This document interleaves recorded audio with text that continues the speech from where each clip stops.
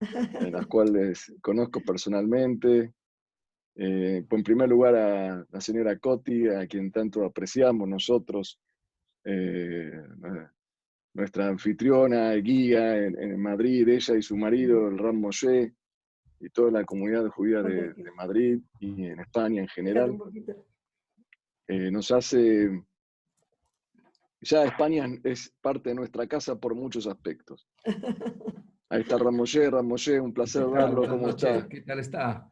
Buenas noches, Me buenas tardes, alegro de Baruch verle. Hashem, qué alegría verlo. Gracias. El Rab de España, ser el título del Rab, el Gran Rabino de España, es un título para nosotros, Am Israel, y para especialmente.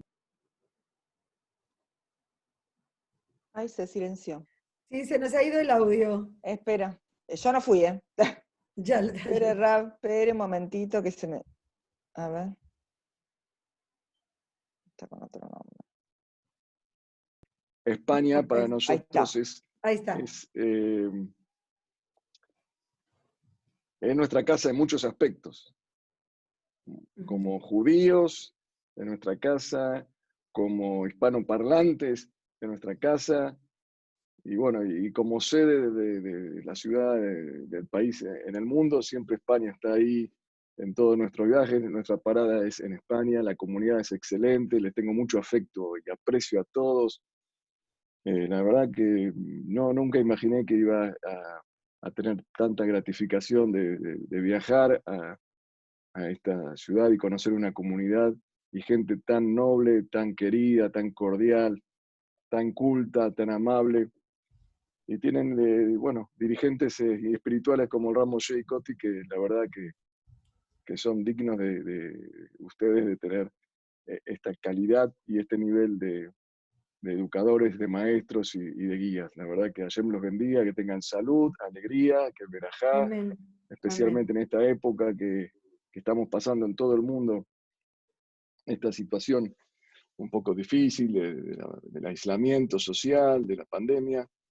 Que Dios nos mande a todos verajá, salud, alegría y podamos Amén. aprovechar esta crisis para reencauzar nuestra vida mejor. Porque toda Amén. crisis Si es Dios una quiere. oportunidad para reflexionar, para pensar y para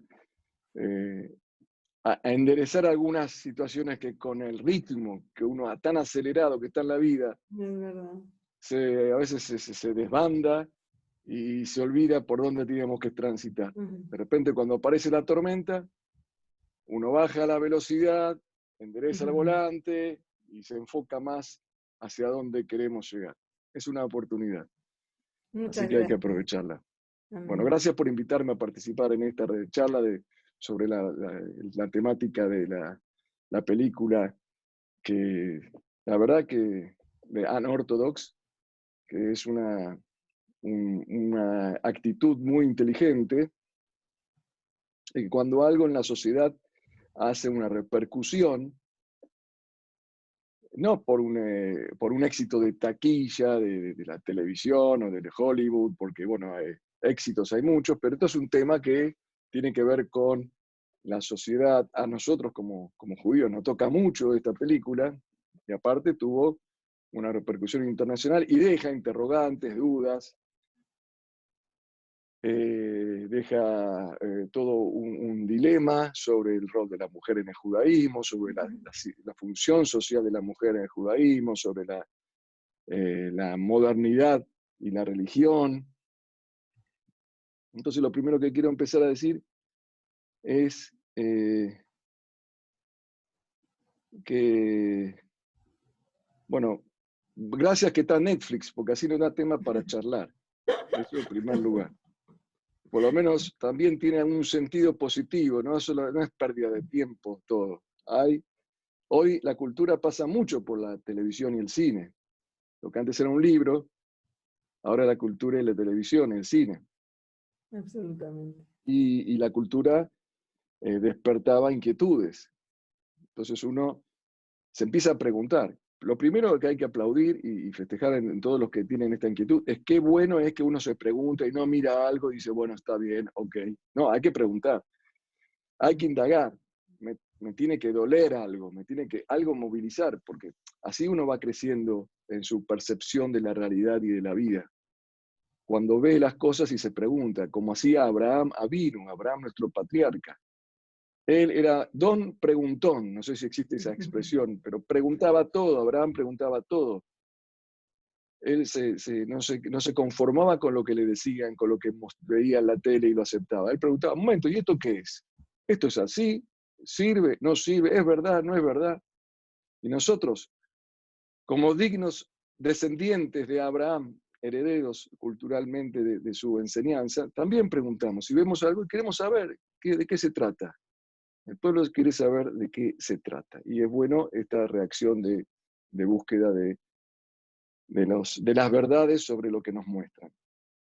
Entonces, primero empezamos con una expresión mía de solidaridad, porque la historia, la serie, relata el sufrimiento de una mujer que vive en una sociedad, como la llama la película, ultraortodoxa. Generalmente se utiliza la palabra ortodoxa, yo utilizo esas palabras porque lo que se utiliza, hay ortodoxo, moderno ortodoxo, ortodoxo, ultra ortodoxo, ultra ortodoxo. Yo sé cuáles son las calificaciones, no sé si en el diccionario de Real Academia Española está, pero visualmente, ultra ortodoxo se refiere a las sectas o los grupos jasídicos que se visten con una ropa determinada, que pertenecen a una sociedad cerrada, y es una mujer que sufre su condición como mujer casada y está incomprendida y tiene que sufrir con determinadas costumbres y modos que se manejan en esa sociedad que se muestra en la serie. Entonces decide retirarse y desvincularse de esa sociedad y viaja a otro país y bueno, empieza otra vida, abandonando todas las vetustas tradiciones que tenía que soportar en ese lugar. Entonces, primero que todo, yo expreso, esto es una historia novelesca, por primero hay que entender, pero puede ser que sea verdad o no, no importa. Yo quiero expresar primero que nosotros como judíos, incluso con el personaje ficticio de la película, aunque está basado en una historia real, de una mujer que lo vivió eso, nosotros a esa mujer real, como a toda mujer real y a todo varón real que haya sufrido una situación de dolor o de discriminación, nos solidarizamos con el dolor de la gente. No es que para nosotros es una situación menor que alguien sufra por el entorno social. Es si a alguien le molestó el sufrimiento cuando veía la película, ¿vieron? Cuando uno ve la película, siente cosas como si fuera que están pasando, o sea, se mimetiza con la historia, con la narrativa, como cuando uno lee un libro. Si uno se solidarizó con el sufrimiento de la mujer, que se llama Ruthie, o me parece que en la película se llama Ruth, Esther, se llama Esther. Si uno se solidariza con ella, está bien, es un sentimiento noble. No tenemos que, porque está sufriendo, una persona está sufriendo, más allá si el sufrimiento, lo que produce el sufrimiento es la religión, la Torá, las costumbres, está sufriendo, nosotros como seres humanos tenemos que comprender el sufrimiento del otro. Eso como preámbulo sobre esta temática. Lo que sí queremos decir también que hay que entender tres cosas que existen para poder encarar el análisis de esta serie. Una cosa es lo que es el arte de la televisión. Una cosa es lo que es la religión. Y otra cosa es la cultura de las personas que están unidas por algún entorno específico, o sea, la cultura social. Esos son tres segmentos que tenemos que tener en cuenta a lo largo de toda esta charla que vamos a tener. ¿Qué es Hollywood o qué es el arte de la televisión? Muy digno y muy respetado. Se puede usar para bien como para mal, pero es un arte. El arte, la religión, ¿qué es la religión y qué es la cultura social? hay que tener en cuenta, en resumidas cuentas, que en la televisión, el que hace una película, el objetivo de una película o de un libro es generar emociones en el espectador. Entonces, hay que tener en cuenta que vieron esas películas que están basadas en hechos reales, pero bueno, que modifican las cosas. ¿Para qué las modifican las cosas? Porque el objetivo es generar una empatía o un odio hacia una determinada persona o un determinado grupo, pero no con malas intenciones, sino para el éxito, para fomentar el éxito de la película, del film. Que el espectador sienta una relación íntima con los protagonistas, que le dé bronca a algo, que le guste otra cosa, que defienda a una parte y ataque a la otra. Cuando más emociones genere una película, más rating va a tener, hasta puede llegar a recibir un Oscar. Las películas no tienen como objetivo la transcripción de una realidad, no es un documental, no es una teoría científica, un protocolo científico, es un arte que debe priorizar las emociones del espectador, la impresión que causa en el espectador, por sobre la verdad. Puede hacerla coincidir a veces no, pero la prioridad es eso. Eso es lo que es la televisión. A veces nos muestran a los malos buenos y los buenos malos. Ustedes acá de España, que son la mayoría de esta charla organizada por la Comunidad Judía de España, tienen una película, otra serie espectacular, que podemos hacer una charla sobre ese día, que se llama La Casa de Papel. Ahora los rabinos tenemos que dedicarnos a mirar películas para poder dar la charla, porque si no, el público no nos va a entender. Bueno, yo estoy haciendo eso. No nos dé ideas porque le invitamos. La Casa de Papel es una película que ya me habló una persona, me comentó, el que la mira piensa que el malo es bueno y el bueno es malo. O sea, los ladrones que entran al banco a robar, todo el espectador tiene una empatía hacia esos ladrones. Se hacen todo, incluso en la película misma muestran que todos se identifican, apoyan a los ladrones que están adentro. Y los pobres policías que tienen que defender al pueblo, a la sociedad, son los Reshaim, son como Amán, los malvados. O sea, se dio vuelta, esa es la habilidad que tiene el que hizo La Casa de Papel, de vender al bueno como malo y al malo como bueno. Parecen los mejores políticos que hubo en la historia. Mostrar el bien mal y el mal bien. Bueno, ¿es un pecado eso el que hizo? No, ese es el arte de la televisión, el arte del Hollywood, el arte de esta ciencia que es la televisión. Por eso no es que a veces muestran que un judío es malo, un judío es bueno, un cristiano, que contra el Islam, contra sectas, contra el fútbol, contra los científicos, contra los políticos, los presidentes. Bueno, es el arte, ese es el arte de la televisión. Otra cosa distinta es la religión. La religión es la religión, no es lo que vemos en la televisión. La religión hay que estudiar la de la religión.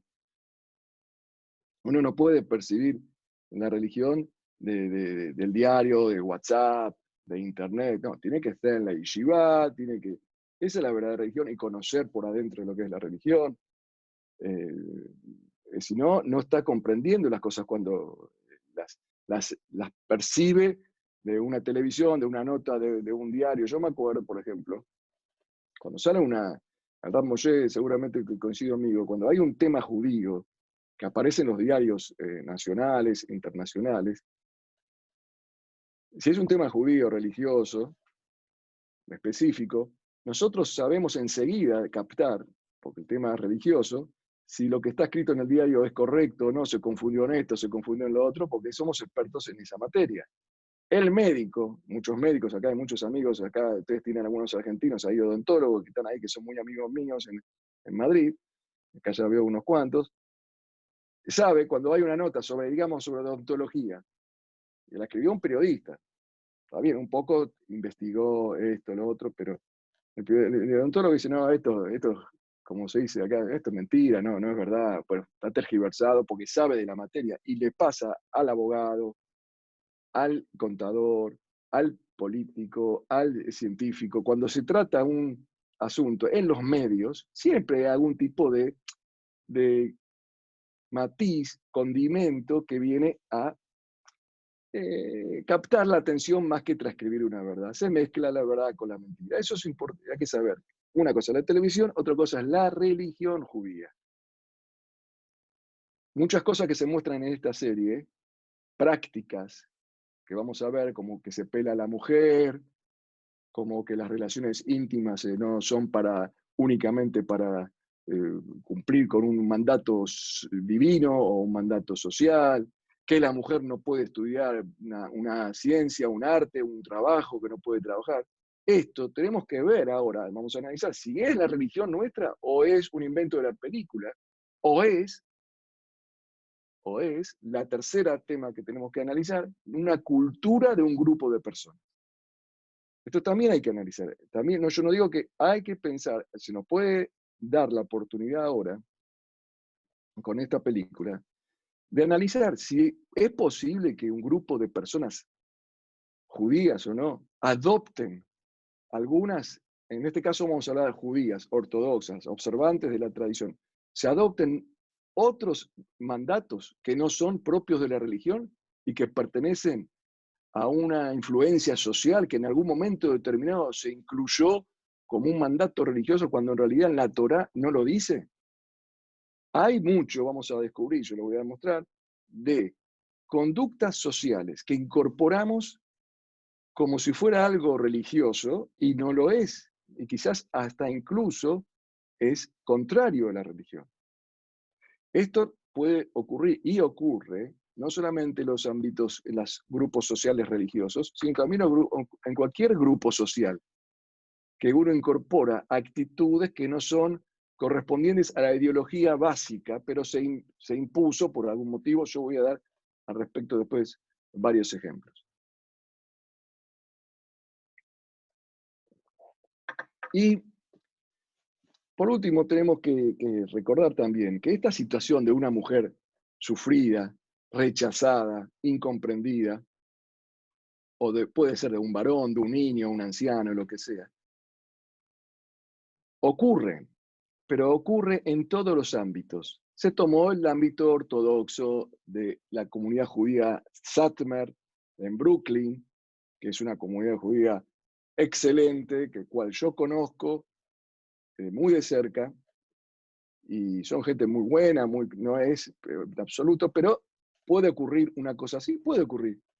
Que una mujer que tiene el padre borracho y que la madre tiene unas problemáticas y la chica quedó, o que una chica que quedó viuda, hay situaciones que a veces a uno le afecta, pero no solamente en la comunidad Satmar, puede ser la comunidad judía de China, de España, de Buenos Aires, puede ser una comunidad católica, musulmán, puede ser en un ámbito liberal, laico, ateo. En todos los ámbitos pueden ocurrir situaciones así, que una mujer sea, o un hombre, un varón, sea discriminado, maltratado. No es un asunto específicamente de una comunidad judía. Acá se dio el relato de la serie, muy bien hecho, del punto de vista estético y televisivo, en un ámbito ortodoxo. Se podía haber dado en un ámbito, y de hecho hay muchas películas, ustedes ven, que hay gente discriminada, gente que no es comprendida, en cualquier ámbito, judío, no judío, ateo, de cualquier país, de cualquier nacionalidad. No es estas problemáticas que se dan a veces de la incomprensión de la gente, no son específicamente de una religión. Es un problema humano, a veces que no sabemos tratar una situación que se sale del contexto, ¿no? Un buen educador es aquel que a un alumno que de repente aparece en el colegio, en la escuela, y no tiene las características tradicionales de los demás alumnos, el buen educador, el buen maestro sabe cómo encarar, pero generalmente la sociedad no acepta al diferente o al problemático y al final sufre una serie de discriminaciones que no son justas, pero esto se da en todos los ámbitos, no es un tema de un problema religioso o un problema de la sociedad judía. Respecto a la comunidad de Satmar, que es la comunidad en la cual la mujer es Esther, que es la protagonista, que en realidad existe una Raquel Friedman, me parece que se llama, que es la verdadera mujer, que yo conozco otras mujeres y varones que sufrieron situaciones parecidas, de verdad, conozco físicamente, ¿no? Primero quiero decir que bueno, esta comunidad Satmar es una comunidad que son emigrados de Hungría, y como los grupos hasídicos son grupos cerrados, de gente cerrada, donde se mueven entre muy en familia, como un clan, y son observantes de las tradiciones de la Torá, y aparte ellos también tienen observancias que establecieron en su ámbito íntimo conductas determinadas que no son específicamente religiosas judías. Y eso llama mucho la atención. No tiene nada de malo. Al contrario, el que no las acepta es el intolerante. Por ejemplo, uno va a Brooklyn y lo ve a los Hasidim de Satmar vestido con el streimel, con el sombrero de piel o con batas largas, con medias blancas. Y dice, estos en el siglo XX se visten así. Y está bien, porque y se visten así, se quieren vestir así, está prohibido. Pero no está escrito en la Torá. Ok, no está escrito en la Torá, pero tampoco es para condenarlo. Si ellos tienen determinadas prácticas que quieren establecer para identificarse mejor socialmente y crear un grupo, bienvenidos sean, no le afectan a nadie.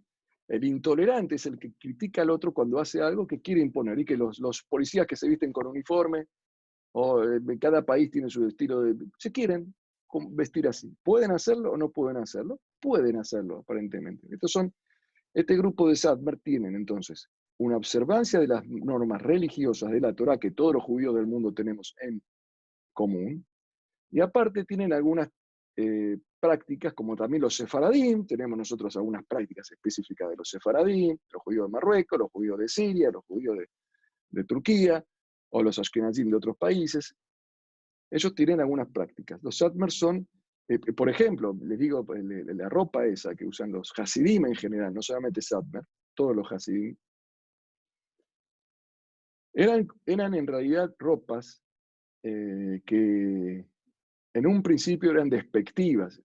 ¿Saben cómo nació el Streimel? El Streimel nació por una imposición del rey Segismundo II o algo así de Polonia, que él ordenó para despreciar a los judíos que se pongan todos los sábados en la cabeza una cola de perro, una cola de animal. Se tenían que poner una cola de animal en la cabeza. ¿Qué hicieron los judíos? Siempre tan creativos, Baruch Hashem. Somos un pueblo creativo, porque el pueblo judío es un pueblo creativo para sobrevivir. Dijeron, vamos a usar una cola de zorro, que es una distinción, el zorro era caro, una piel importante, y la vamos a usar lichvot Shabbat, en honor al Shabbat. Y se empezaron a usar la cola, y se convirtió con el tiempo en un elemento distintivo para el sábado y las fiestas, porque lo usan en las fiestas, el Streimel, no lo usan, o en los casamientos, no lo usan día de semana. O sea, ven cómo, y con el tiempo quedó como un elemento distintivo de esa comunidad, y eso lo mantiene, y no tiene nada de malo, pueden usarlo, como las ropas también fueron unas ropas que usaban los rusos en esa época, y ellos le quedó la ropa como los obligó el gobierno a usarlas. Eran todos elementos sociales, situaciones de coyuntura social que dieron ese tipo de vestimenta. Después tienen, eso primero con la vestimenta. Los Satmar también tienen respecto a una relación con Israel, con el Estado de Israel. Es un movimiento antisionista. Interesante analizarlo. Pero tampoco hay que mirarlo eso como si fuera se tiene que poner uno en contra. Es una opinión, no hay que ser intolerante, hay que escuchar al otro. ¿Por qué es antisionista? No es que es un loco. Había el gran rabino Moshe Teitelbaum, que era Joel Teitelbaum, era el rabino de la comunidad Satmar que falleció hace unos años, que es un sobreviviente de la Shoah, Todos son sobrevivientes de la Shoah. Este rabino decía, si uno quiere pedir una bendición a alguien, que busque una persona que tiene una marca del sello de los nazis en el brazo, porque ellos todos casi tienen, y que lo vea en el templo poniéndose el tefilín, aún con la marca en el brazo, y todavía se pone el tefilín después de lo que pasó, este hombre es digno de bendecir a cualquiera. Ellos tenían un amor por Israel muy grande, el rabino Teitelmon, y él, cuando optaron por ser antisionistas, su ideología de ser antisionista, no es anti-Israel o que odian, tiene una base. Yo no quiero hablar del tema, pero la base que ellos explican es que, de acuerdo a su criterio, se tenía que haber realizado la creación de un Estado con el consentimiento de los árabes, los musulmanes, porque había en la tierra de Israel, Palestina, aquel entonces que estaba bajo gobierno británico, había musulmanes y judíos. Y ellos consideraban que hacer de una forma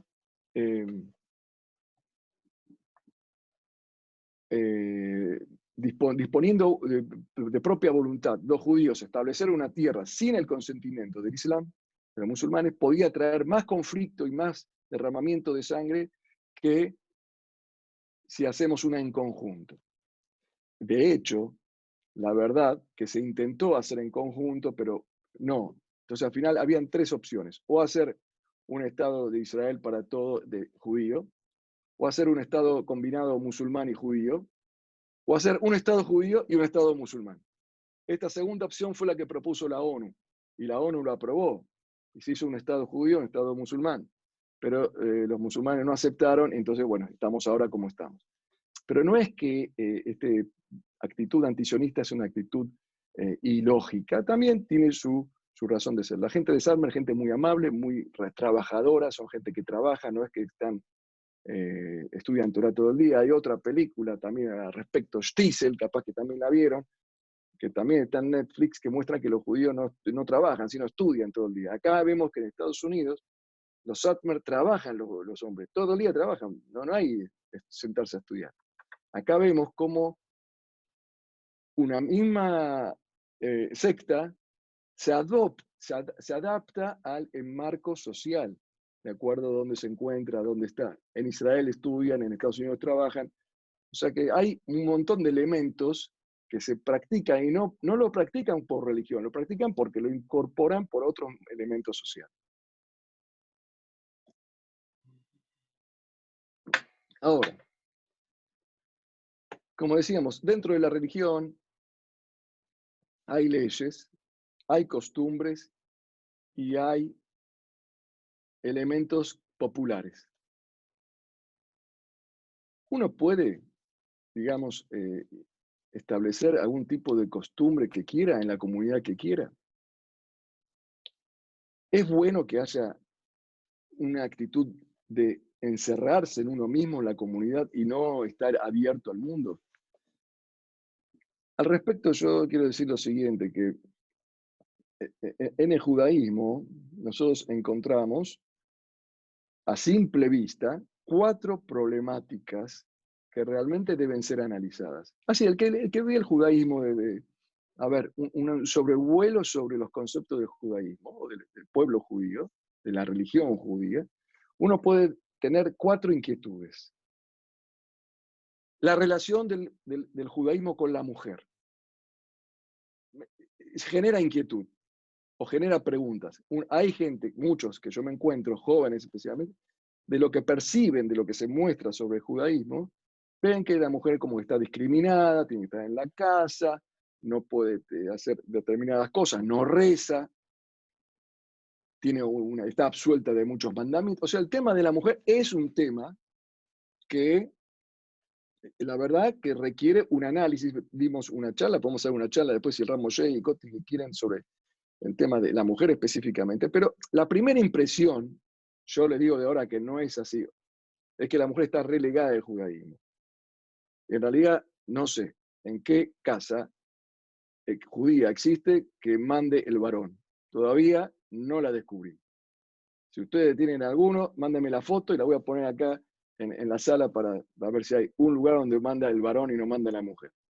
Pero la percepción así social es que la que mujer está un poco relegada de los aspectos religiosos. Hay muchas actitudes, ritos, ceremonias que se nota que la mujer queda fuera. Es un tema para analizar. Y eso es lo que se muestra, se pone de manifiesto en la película. Otro tema que en el judaísmo, una inquietud que uno es el nivel de la percepción que tiene el judaísmo sobre el placer de la intimidad o el placer en general. En este caso, en la película, era el placer del contacto físico entre el matrimonio, Esther y el marido, que no recuerdo cómo se llama, que como que el placer es algo tabú, algo prohibido. Es la percepción que uno tiene también cuando se encuentra en realidad, se impacta con cualquier religión, especialmente con el judaísmo, que no, el placer, no se puede para procrear. El tercer tema que uno también debería investigar, y nos hace esta película especialmente aflorar de nuestras dudas, es la relación que hay entre los judíos y los no judíos. En la película también se muestra como una especie de actitud despectiva de ellos al resto de la sociedad. Y eso puede ser que el que lee los textos o el que ve alguna ceremonia piensa que hay una actitud despectiva o de discriminación entre Israel y los pueblos, las naciones, los goim, los amim, el resto de las personas que no pertenecen al pueblo de Israel. Es un tema que inquieta al que quiere. Hay mucha gente que piensa que el judaísmo discrimina al resto de las naciones en el aspecto filosófico. Nunca hubo ni existió una discriminación de tipo actitud, pero sí como que uno se cree en el pueblo elegido. Eso también se nota en la película. Y último, otro tema, que son 4 temas que dignos de ser analizados, que generan inquietud, son las divisiones internas. ¿Cuántas sectas hay? En Madrid mismo no son muchos judíos en Madrid, y tienen una Kehila acá, un Beta Knesset de allá, uno piensa una cosa, uno piensa otra, acá en Argentina ni que hablar, en Estados Unidos, en Israel, ¿cuántas supervisiones rabínicas hay para un producto? Un chocolate Kasher. Tiene 200.000 opciones de tener. ¿Para qué? Si todos mismos el mismo Kasher. Es otro de los grandes problemas. O sea, tenemos 4 problemas que tenemos que nos hacen ruido, como que, y hay que hablarlos. Yo les aseguro que todo tiene, yo estoy seguro, la mujer, el placer, la relación de los judíos y los no judíos, y las divisiones internas en el judaísmo son temas pendientes en nuestra misión como pueblo. Por otro lado, la sociedad en general, ahora vamos para el otro lado, la sociedad en general, que no vive en comunidad como Satmer, no vivimos en una comunidad judía donde estamos, o como en Madrid, que estamos en el Aqueilá, o en Buenos Aires, que vamos al templo, nos conocemos, o la comunidad sefradí de Buenos Aires o de cualquier otro país del mundo. El que no vive en comunidad, la gente vive suelta, hay un problema, la sociedad tiene un problema, que no tenemos muchos de nosotros que pertenecemos a una Keilah, a una comunidad, que es la sensación de soledad. Uno está solo en el mundo. Las personas hoy que están solas en el mundo es tremenda. Chicos, jóvenes, que no tienen una contención. En cambio, estas sectas, que las llamamos sectas, que son como Satmer, en realidad los integrantes de estos grupos tienen una contención psicológica espectacular, que si lo tendrían esta contención las otras personas que están sueltas en el mundo sin ningún tipo de relación de pertenencia, no harían cosas que hacen. Es muy provechoso para la psicología del hombre. Lo que se muestra es ser cerrado así, está bien. La contención que da el grupo es tremendo. Cuando una persona está débil, se cae en una sociedad tan apática, se cae y no hay quien lo levante. Cuando uno pertenece a un grupo cerrado, ¿qué pasa que no está viniendo el Beta Knesset tal? van, lo llaman por teléfono, cuando más grupos cerrados, no es malo que hayan grupos cerrados, está la especie humana programada para que nos juntemos en tribus, en grupos pequeños. No es gente cerrada, la gente cerrada no tiene por qué ser aislada del progreso de la sociedad. Es bueno que esté. Entonces, es un problema que la secta no lo tiene y la sociedad sí lo tiene. Después hay otro problema que tiene la sociedad en general, que no pertenecen a un grupo con una ideología, que es la intrascendencia, la sensación de intrascendencia. Nazco, vivo, ¿y qué? ¿Qué hago? ¿Qué soy? Cuando uno pertenece a una comunidad, contribuye con algo, no solamente judía, cualquier tipo de, pertenece al grupo, el grupo le da un sentido de trascendencia. No hay peor para un joven sentirse intrascendente, que no valgo nada, que no pertenezco a nada, que si como, no como, si robo, no robo, si mato, no mato, lo mismo, sin trascender. No, vos pertenecés a un grupo. Sos miembro de esta comunidad, sos miembro de este plan, de hay todo un pensamiento que rige tu destino. Esa relación, o sea, no, la soledad es un problema de la sociedad, la sensación de trascendencia y la desorientación, no hay orientación. Los grupos cerrados, las comunidades cerradas. Hay un documental muy interesante en la televisión israelí sobre los grupos hasídicos y todas las comunidades. Un chico se va a casar en las comunidades, en mi comunidad, en Buenos Aires, el Ram Moshe, ahí en Madrid. Cuando una pareja se va a casar, tienen una charla con el rabino, la novia tiene una charla, y ahí no sé si se muestra en la película también, eso, bueno, tiene una charla, se lo instruye. ¿En qué ámbito se instruye a un novio y una novia? Nada, se casan, esa desorientación no se vive en los ámbitos cerrados comunitarios. O sea, no todo lo cerrado, quiero decir con todo esto, es verdad que las comunidades judías tienen temas que tienen que analizar. La mujer, el tema de la relación entre los judíos y los no judíos, las divisiones internas, pero por otro lado, el hecho de que hay muchas sectas, muchos grupos, muchas keilot, genera un aspecto muy positivo para la salud mental, que es no sentirse solo, no sentirse intrascendente y no estar desorientado. ¿Qué hago? ¿A quién le pregunto? ¿Usted se preguntaba una vez? Un joven que no pertenece a ninguna comunidad, ni cristiana, ni judía, ni musulmana, ni nada, solo está en un mundo de 7.000 millones de habitantes. ¿Y a quién le pregunto? Los judíos, el tema de poder preguntar, los convirtieron en grandes comerciantes. El otro día estuve en la universidad acá en Buenos Aires, la Universidad de Palermo, tuve que dar una charla a los jóvenes, no judíos, judíos y no judíos de todo tipo. Es una universidad de economía. Y un joven me preguntó que los judíos son grandes comerciantes. ¿Cómo puede ser? ¿Dónde está el secreto que son grandes comerciantes tan astutos y pícaros en el comercio? ¿Cómo qué? ¿Es algo genético? ¿Es algo hay un pasuk, una verajá? ¿Cómo se hace para hacer el comercio? Así me preguntó. Yo le expliqué justamente algo que ve con la expulsión de los judíos de España, que está registrado en los libros de ciencia, no lo dice ninguna rabino, esto es lo que le voy a decir, está en una teoría histórica. Cuando los judíos fueron expulsados de España, y ya incluso antes ya se empezaban a ir porque había una animosidad en contra de los judíos, entonces se fueron a Turquía, se fueron a Italia, se fueron a Portugal, se distribuyeron en todo el mundo, el Imperio Otomano. Y los terratenientes que estaban los ricos, incluso aquellos judíos que quedaron en España porque se habían convertido al cristianismo, tenían sus primos en Istambul o en Livorno, o tenían sus primos en Ámsterdam. Entonces, cuando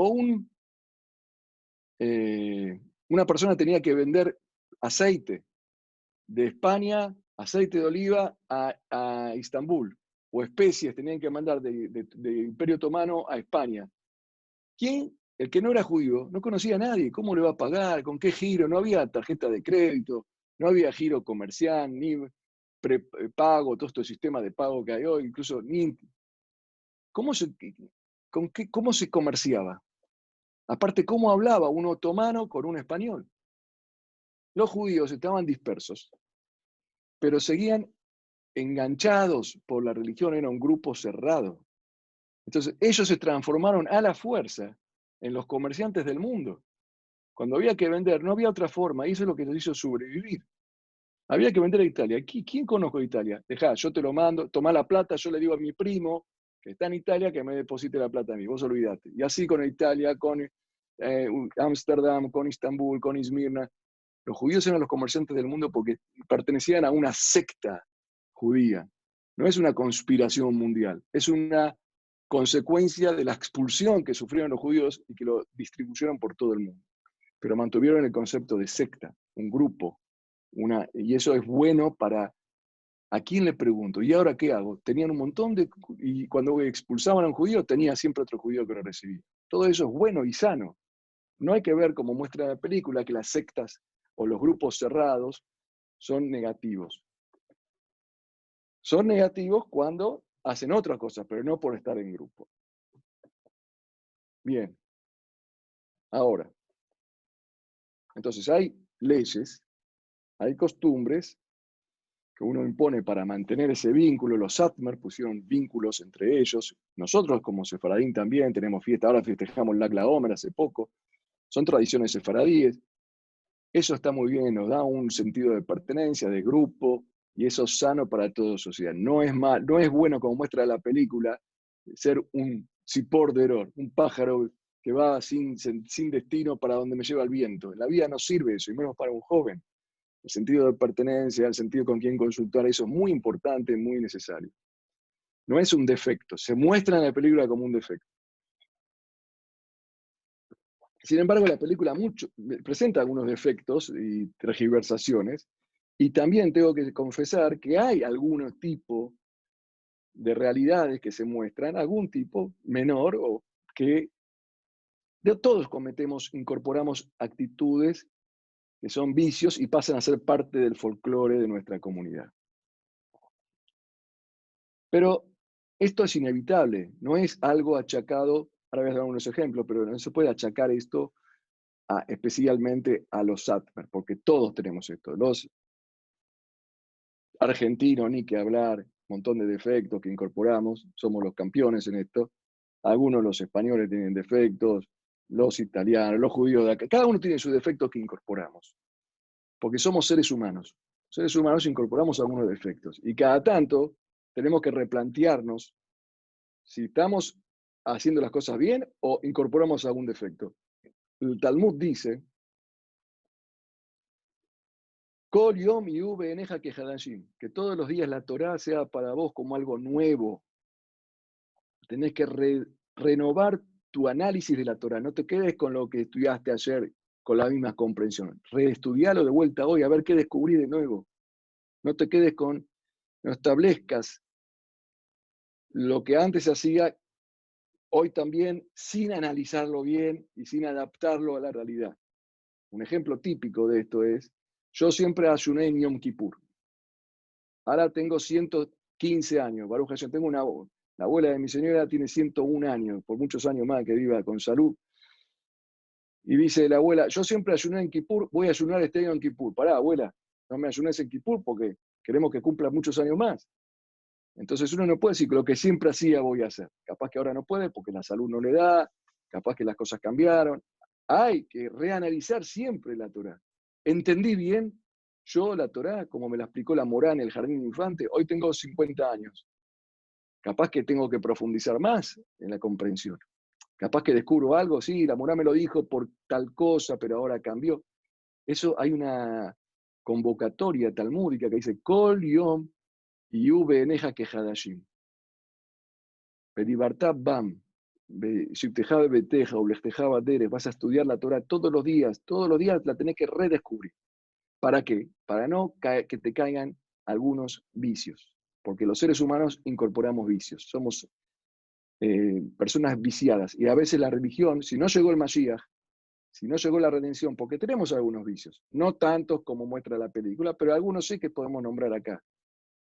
Pero sobre esto está escrito en el Midrash, cuando Moisés fue al cielo a buscar la Torá. Ahora estamos próximos a la fiesta de Shavuot. Siempre que voy a Madrid, la señora Coti me hace grabar una nota para la televisión española, el programa Shalom, que auspicia la delegación de la Federación de Comunidades Judías de España, nuestro amigo Kerub, que la preside. La señora Coti me hace hablar de Purim, o Pesaj, o no sé, Shavuot, ya me parece que hablamos de Rosh Hashanah, Kippur. Es un placer para mí estar ahí en ese programa. Ahora viene Shavuot. En Shavuot se entregó la Torá. Cuando Dios recibe, Moshe va a buscar la Torá ante Dios en el monte de Sinai, los ángeles, cuenta el Midrash, la Gadá midrashica, la leyenda midrashica, que Moshe llega al cielo, viene a buscar la Torá y los ángeles lo detienen y le dicen, ¿qué hace acá este hombre? Y Dios le dice, viene a buscar la ley, la Torá, la religión. Dice, ¿cómo le vas a dar la Torá a los seres humanos? Sí. Entonces Moshe tenía miedo de llevarse la Torá porque los ángeles no se la querían dar. Entonces Dios le dice a Moshe, respondele, para darle un argumento que vos la podés llevar.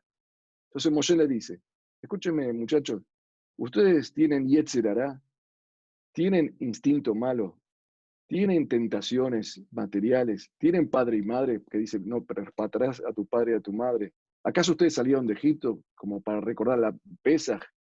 ¿Acaso ustedes tienen casa para poner mezuzá? Ustedes tienen debilidades que tenemos nosotros.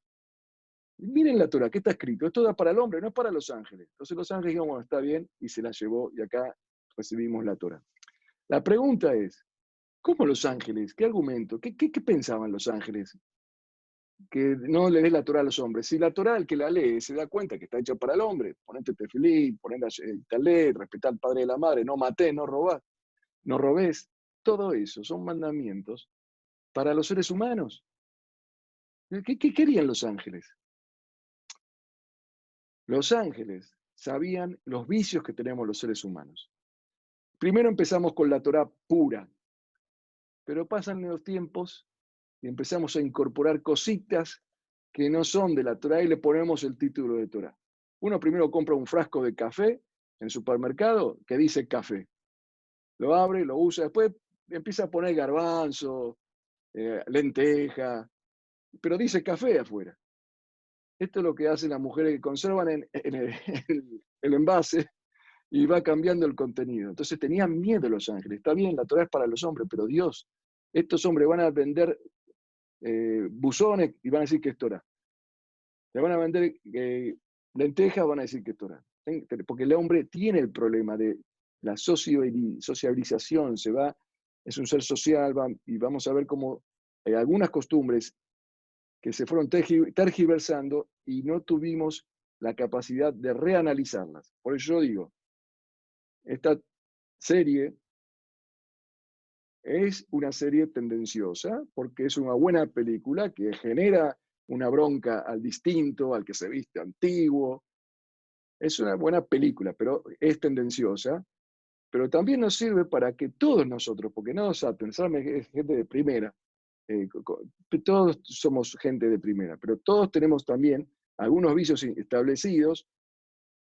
Yo me acuerdo que acá en Argentina, me contó mi abuela, no sé ustedes, acá hubo una inmigración muy grande de sefaradim y ashkenazim, judío de Europa. El que se casaba, un sefaradí que se casaba con una ashkenazí, era casi discriminado.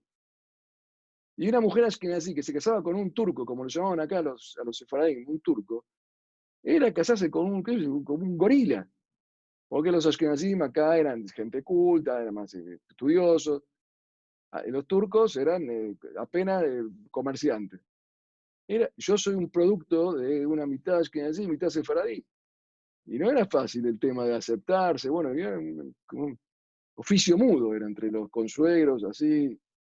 Ya hablaban dos, mi abuelo hablaba yiddish y mi otro abuelo hablaba árabe de Siria.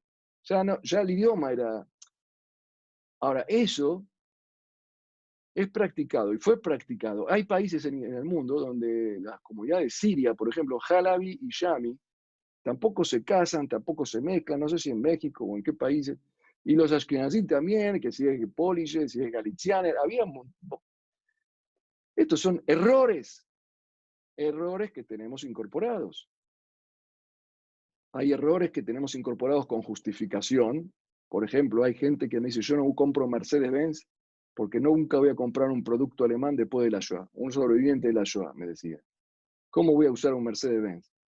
Bueno, Baruch Hashem que puede usar un Mercedes-Benz, pero no quiero pisar a Alemania, no quiero, mucha gente no, le tiene odio a Alemania, pero no son lo mismo, quedó tocado. No es que la religión te dice que tenés que odiar al que, ya está, es el hijo, ¿qué tiene que ver? No es nazi, Alemania cambió, pero uno a veces con justificativo o no, incorporamos cosas, actitudes, ideas que no son inherentes a la religión, pero la mezclamos con la religión o con la tradición nuestra. Así somos, dijeron los ángeles, los seres humanos. Ponemos lentejas en el tarro de café. Vamos a colocar, y eso por eso hay que estudiar más Torah, hay que ir más el shiur, más cursos para descubrir si lo que estamos practicando es correcto o no es correcto. ¿Es Torah o no es Torah? Aparte hay otro gran problema, que cuando nos educan de una manera determinada, queda.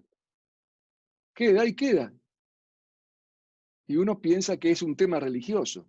Y ahora voy a contar algunas actitudes que no son correctas, que se ven en la película, y también realidades que existen en las comunidades que se practican y no corresponden en realidad al espíritu de la Torah. Había un rabino jasídico. Los jasídicos van todos los días a la mikve, a la tevilá.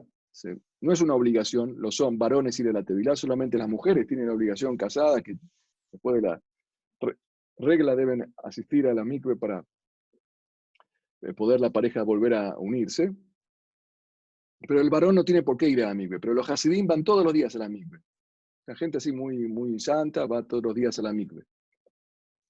Los alumnos que veían al rabino que iba a la mikve, vieron que el rabino después de la mikve, inmediatamente después de la mikve, mientras aún estaba mojado casi, se cortaba las uñas.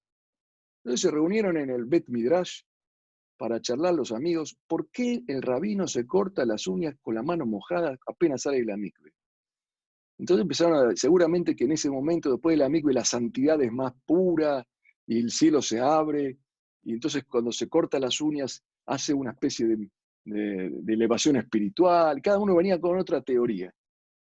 Hasta que un día uno dijo, ¿por qué no le preguntamos al Rab, a ver, ¿por qué se corta la mikve? Que nos diga, ¿por qué se corta las uñas después de la mikve?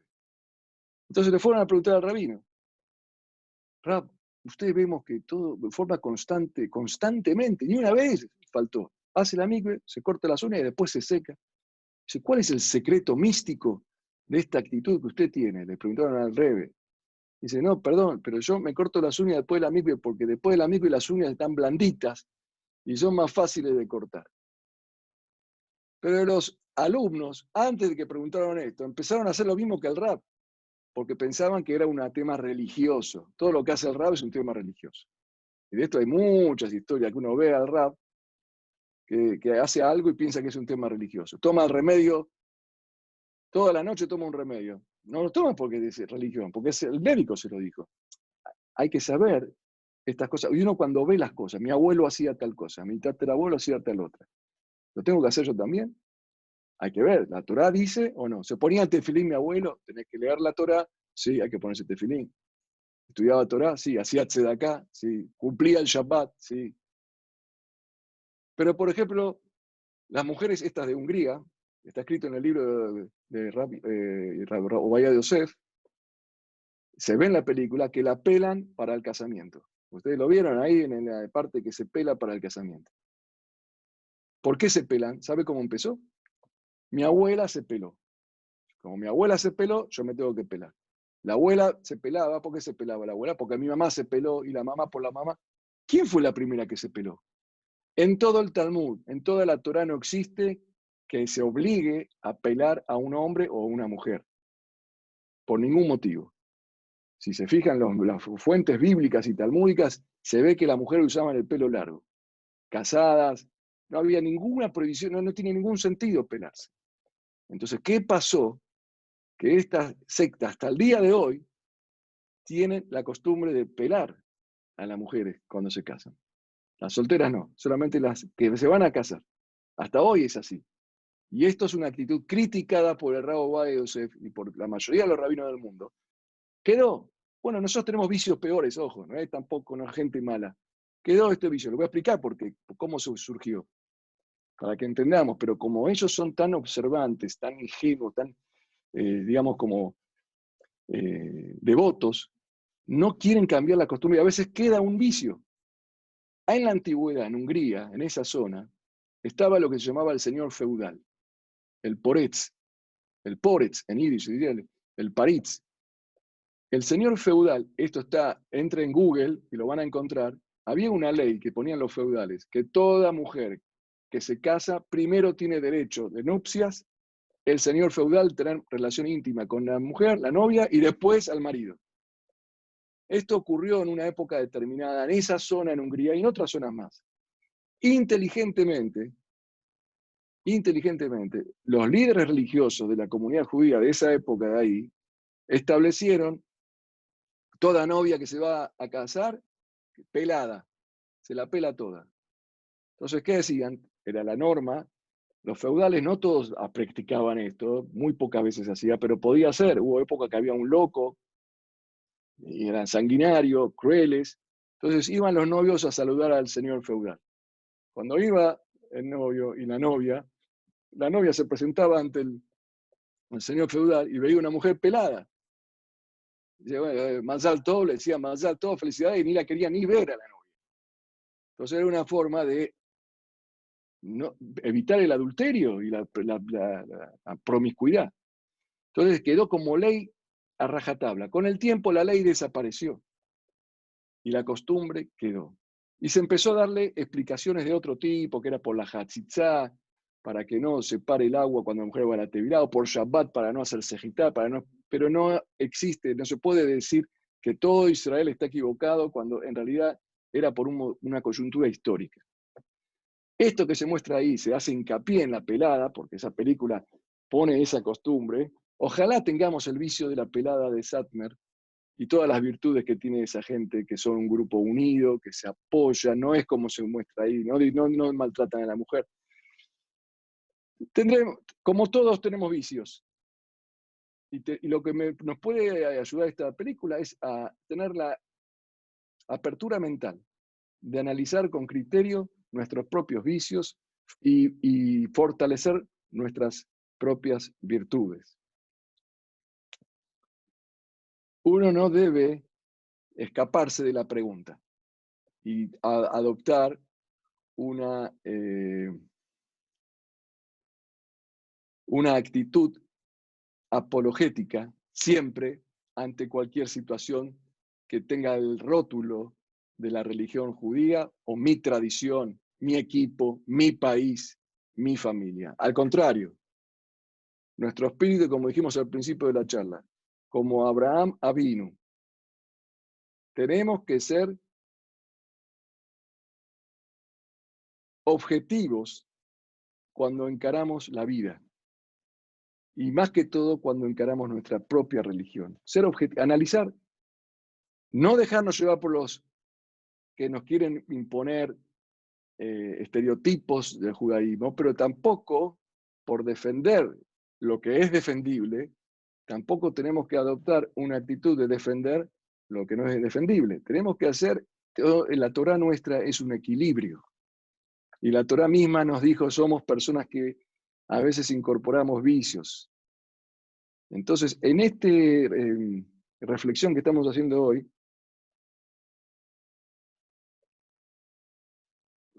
sobre la película Unorthodox, yo resumo esto con varias, la palabra equilibrio de cómo encaramos las cosas sin ser apasionado, en contra o a favor. Hoy todo es, yo me acuerdo cuando voy a Madrid en el avión, viene la azafata y vino con un carrito. ¿Se acuerdan cuando viajábamos en avión hace unos años? Cuando había aviones. Viene la azafata, pasa y dice, señor, ¿qué quiere? ¿Café o té? Bueno, ¿por qué café o té? No, quiero whisky o quiero otra, porque hay dos opciones, solamente hay dos opciones. O a favor o en contra. No estoy ni a favor ni en contra. Yo quiero saber la opción C, una tercera opción. Entonces, cuando vemos una película como esta, generalmente lo que se hace es, ¿vos estás a favor o en contra de Satmar, de los ortodoxos? ¿Estás a favor o en contra? Y no es la manera correcta como debemos encarar la vida. ¿Estoy a favor o en contra de la Torá? No, ni a favor ni en contra. Yo quiero entender las cosas como son. Tengo que ir al meollo de la cuestión. No puedo estar, soy de este equipo como los chicos, pero de chiquito no se acostumbran a hacer. ¿Sos de Barcelona o sos de Real Madrid? ¿Sos de Boca o sos de River? No tenemos que adaptar esas cosas. Estamos hablando de la vida. Por lo general somos extremistas. Todos somos extremistas. Y no entendemos. La Torah es un Derajea Darje Noam Bejol Netivotea Shalom. La Torah es un monumento a lo que es el equilibrio. Abraham era el patriarca, el fundador de lo que es el análisis objetivo de las cosas. Y a mí me parece que esto es lo que nos puede hacer aprender la película. No dejarnos llevar para todo lo que veamos. Cuando nos quieren mostrar algo que denigra el judaísmo, yo vi con mis propios ojos la misma situación, le digo, con mis propios ojos. Una chica pertenecía a una familia no religiosa, con todo el derecho que tiene, no, liberal total. Y la chica era pudorosa, era muy recatada, y no quería ir a la playa en bikini, mostrar todo su... Y los padres la obligaban a ir semidesnuda a la playa delante de los primos, delante de la gente, y la chica lloraba, y me vino a hablar a mí. O sea que este asunto de no entender al otro y discriminar, no es un asunto es un asunto, problemas humanos. Nos pueden mostrar esto con una familia ortodoxa, sefaradí, ashkenazí, musulmana, antirreligiosa, religiosa, laica. Es el problema humano. O sea, pero no tenemos que caer en el error de criticar a la religión porque, como bien decía al principio la señora Cotti, generalizar. El mundo no está dividido en grupos, está dividido entre el bien y el mal. Nada más. Caín y Heber era el bien y el mal. No eran los dos hermanos, los dos del mismo pueblo. Los grupos sociales son grupos operativos. Los sistemas sociales que tenemos países son ficticios para poder operar, pero no hay los argentinos buenos y los españoles son malos. Hay españoles buenos, hay españoles malos, hay argentinos buenos, hay argentinos malos. Y eso es no es fácil, porque los chicos desde chicos nos acostumbran a focalizar no en la esencia, sino en la superficialidad. Bueno, por último, como este tema habla de la mujer, yo hago un final sobre la mujer. Porque la mujer ve que la mujer está discriminada. Yo digo en el judaísmo, 2 palabras nada más. La mujer y el varón, los dos dicen Urdu, Bidgat, Ayam, Bekibshua, dice la Torá, conquisten la tierra, domínenla. Al hombre, Zahar, Unekeba, Beraam.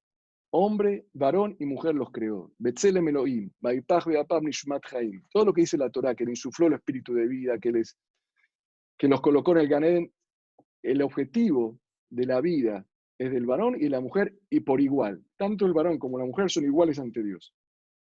La única diferencia que hay, una sola diferencia, y miren esto, que para charlar, lo que sobre la mujer se dijo, que Dios celo Ezer Kenegdo. Voy a hacer para el varón una ayuda. Y para la mujer no dice que le va a hacer una ayuda.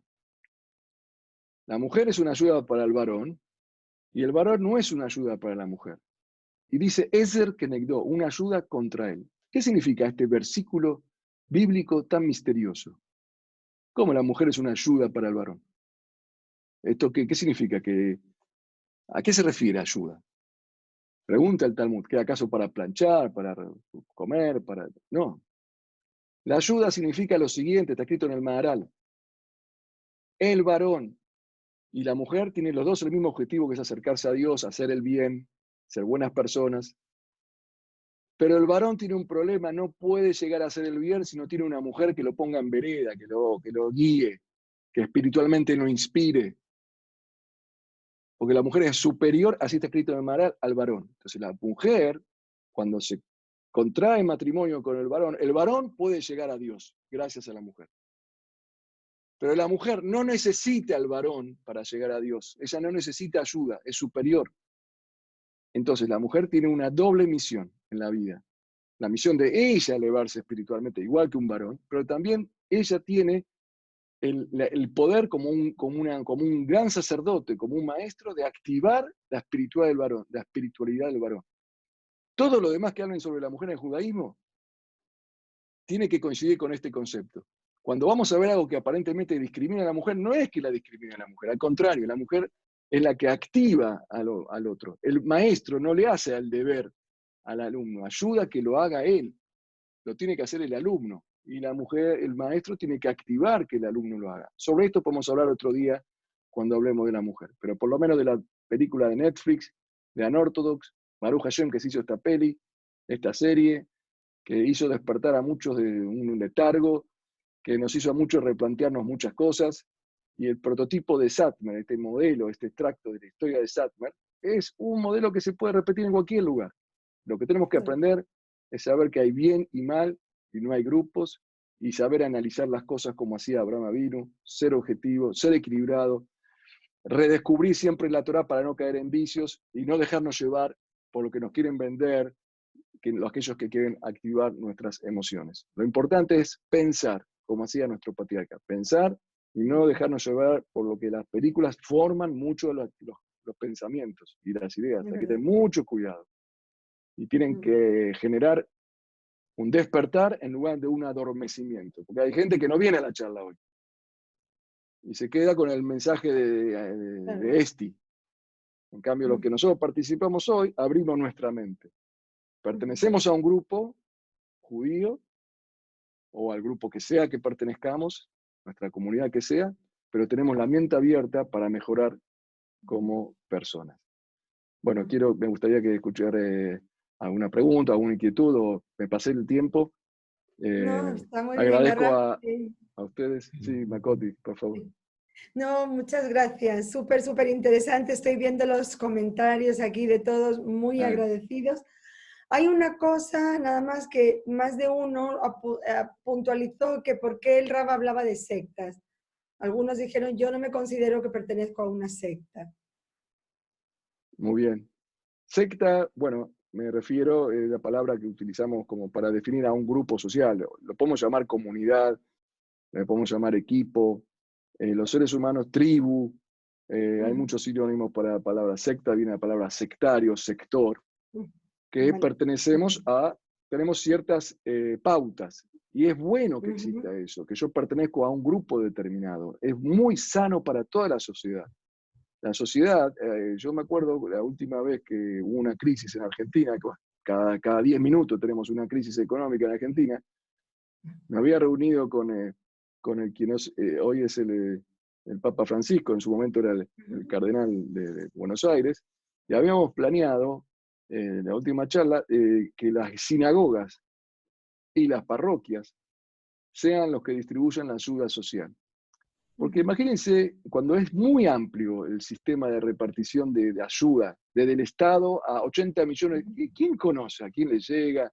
Se presta a la corrupción, se presta al vandalismo, a la no distribución correcta. Entonces habíamos propuesto que a través de las comunidades, de las sectas, de los grupos, bueno, capaz que secta suena despectivo, pero me refiero a los grupos pequeños, crean situaciones. El rabino conoce a cada uno de su comunidad.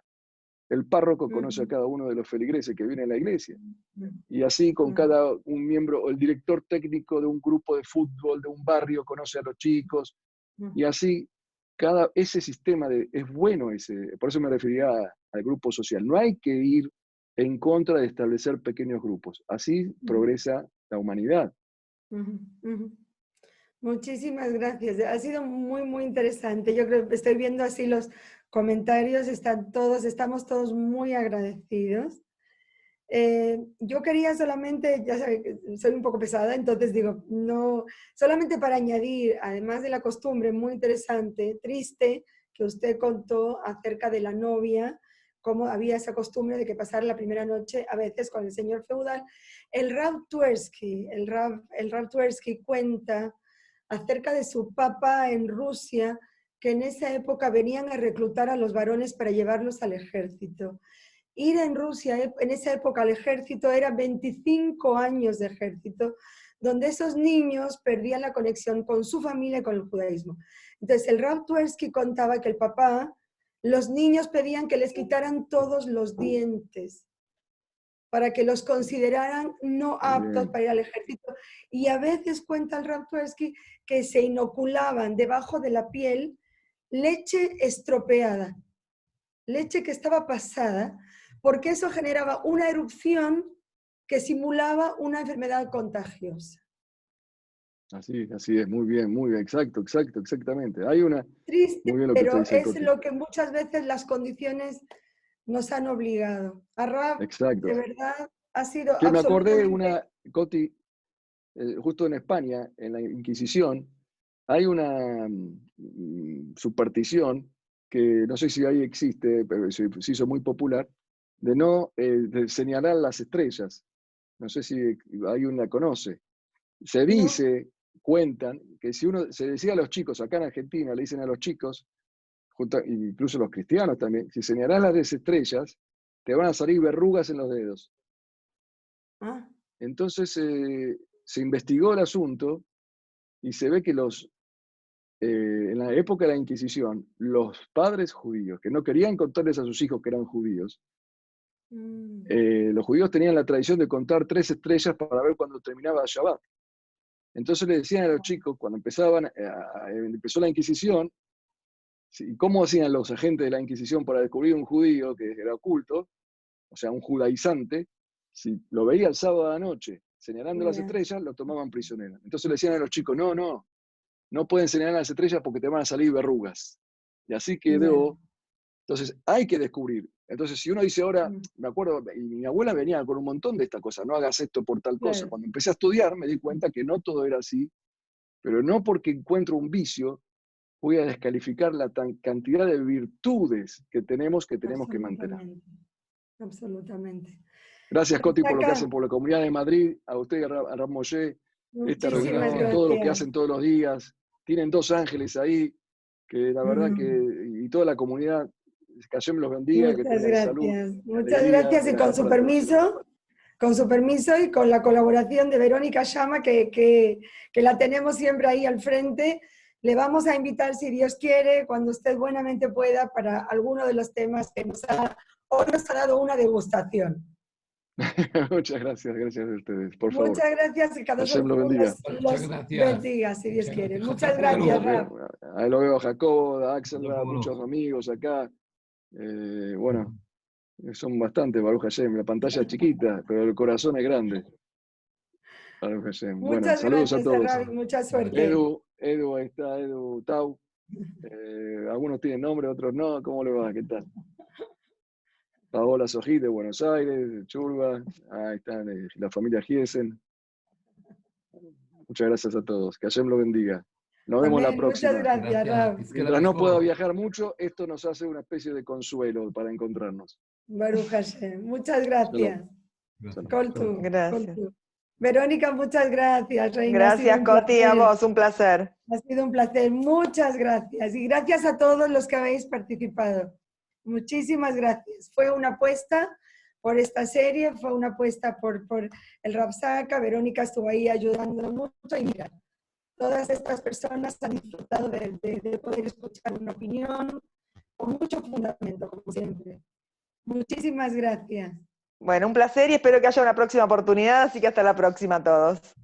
Si Dios quiere. Gracias. Adiós, chau, chau. Gracias.